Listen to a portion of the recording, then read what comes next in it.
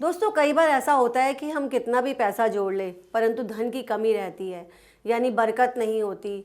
घर में सदस्यों में आपस में झगड़ा रहता है या धन की वजह से, पैसों की वजह से हस्बैंड वाइफ की लाइफ में दूरियां आ जाती हैं। बच्चे पेरेंट्स से झगड़ा करना शुरू कर देते हैं और पैसा हम कितना भी जोड़ लें, कई बार ऐसा अचानक से कोई जो है खर्चा आ जाता है, वो पैसा जो है हमारा जुड़ नहीं पाता।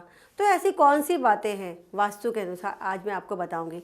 नमस्कार, मैं एस्ट्रोलॉजर न्यूमरोलॉजिस्ट वास्तु कंसल्टेंट सरिता गुप्ता, आप सबका बहुत बहुत स्वागत है, सुस्वागतम। आपको मैं आज ये बताऊंगी वास्तु के अनुसार किस वजह से ये सब चीज़ें आती हैं। तो सबसे पहले तो हम ये देखेंगे कि हम घर में ऐसी कौन सी चीज़ें हैं जो हमें रखनी है। छोटी सी चीज़ भी ये काम कर सकती है,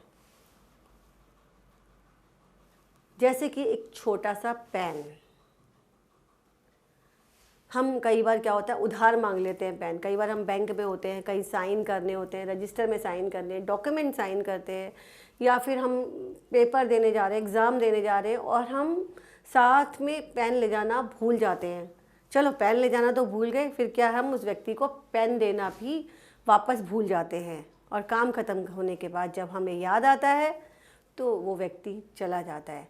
तो अगर वो पेन आपने वापस नहीं दिया, क्योंकि पेन है बुध ग्रह का कारक, तो उत्तर दिशा और बुध से संबंधित दोष लग जाता है, जिसकी वजह से घर में बरकत या पैसों की कमी आ सकती है। और तो क्या करें, अगर गलती से पेन आ गया है तो आपने किसी पढ़ने लिखने वाले गरीब बच्चे को आप वो पेन दे सकते हैं, या फिर गणपति भगवान के सामने जाकर उसको अर्पण करके दोष समाप्त करके उस पेन को फिर आप किसी बच्चे को दे दें। टूटे कांच की वस्तुएं, कांच जितना सुंदर लगता है, हम जिसमें हम अपना चेहरा देखते हैं, कांच की डेकोरेशंस होती है, कांच के फ्लावर वास होते हैं, गाड़ियों में कांच लगा होता है, खिड़कियों में कांच। मैंने देखा है कि जो इतना सुंदर और प्यारी चीज़ है, अगर उसमें छोटा सा क्रैक भी आ जाता है तो वो वास्तु दोष का कारण बन जाता है। हम कई बार उससे कुछ भावनात्मक लगाव होता है, किसी ने गिफ्ट दिया होता है या बहुत कीमती होता है और उससे हमारी बहुत सारी यादें जुड़ी हैं, परंतु हम उसको फेंक नहीं पाते। तो ऐसी भूल बिल्कुल ना करें। टूटा हुआ शीशा रखने से अवसरों में कमी आती है, पैसा आते आते कहीं रुक जाता है, उधार दिया गया पैसा वापसी नहीं मिलता, नई डील या नई चीज़ें जो है आनी बंद हो जाती हैं। तो इस तरह का जो है, आपने अगर कुछ है तो आप उसको तुरंत हटा लें। और दरवाजे खिड़कियां जो रास्ते लाती हैं अपॉर्चुनिटी के, जहाँ से खुली हवा और अपॉर्चुनिटी आती है, जहाँ वेंटिलेशन होता है, वहाँ पर भी अगर खिड़कियों के शीशे कांच टूटे हुए हैं तो उनको तुरंत रिपेयर करा लें।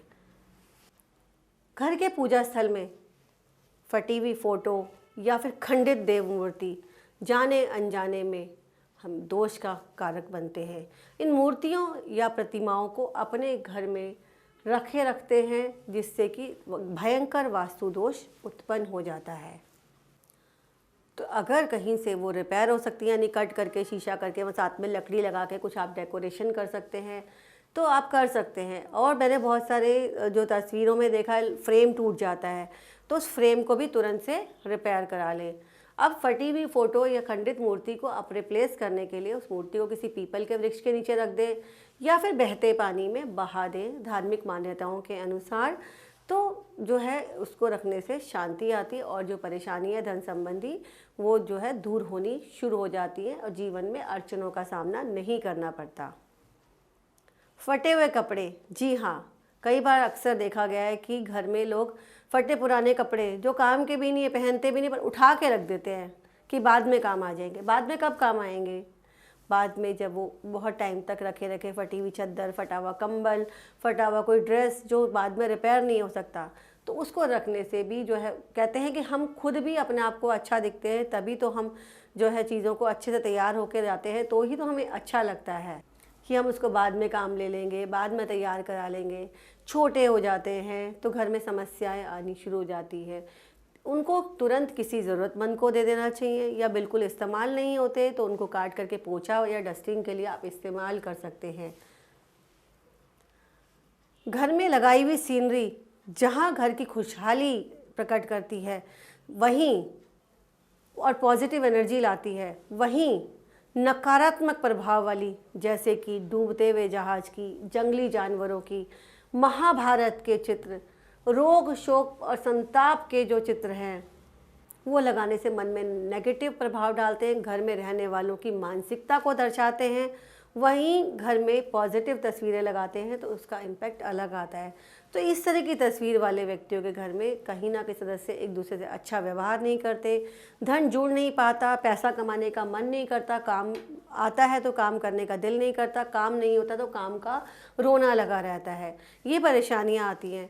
तो आप भी, अगर आपने पहले कभी ऐसा कुछ आपके साथ बीता हो जहाँ पर आपने इस तरह की चीज़ें रखी हों, काफ़ी टाइम बाद हटा दी हैं या नहीं हटाई हैं, तो आप कमेंट सेक्शन में अपने सवाल कर सकते हैं, अपने सवाल पूछ सकते हैं इससे रिलेटेड कि आपको किस तरह की तस्वीर, कौन सी डायरेक्शन में क्या लगा सकते हैं ताकि ज़िंदगी खुशहाल और हैप्पी रह सके और धन की जो है कमी कभी भी ना हो।